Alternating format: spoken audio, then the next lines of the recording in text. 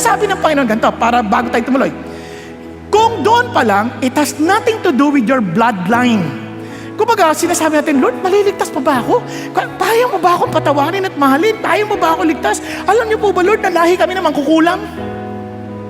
Hindi issue dito yung bloodline mo. Issue dito yung grace ng Diyos, yung kanyang sovereign will. Are you following?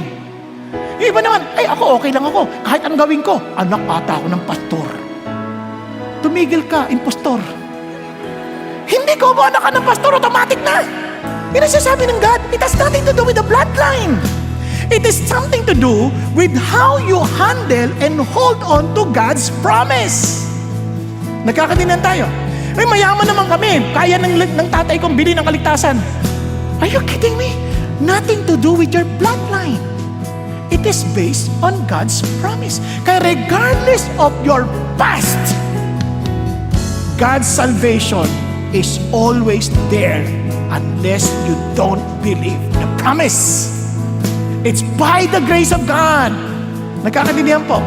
Sa paraan lang ng Diyos. Ay, hindi ito yung paraan ko eh. Hindi paraan mo. Ito yung sabi ng tatay ko, hindi sabi ng tatay mo.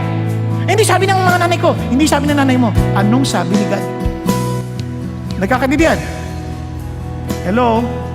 Minsan kasi mas pinangahawakan natin sinabi ng mga magulang natin kaysa pinagsabi ng Lord eh. Basta, ang alam ko, dito na ako pinanganak. Dito na ako mamamatay. Saan ka ba pinanganak? Sa taxi? May mga pinanganak sa taxi, sa hospital. Hindi naman lahat ng napanganak sa ospital, namatay sa ospital eh.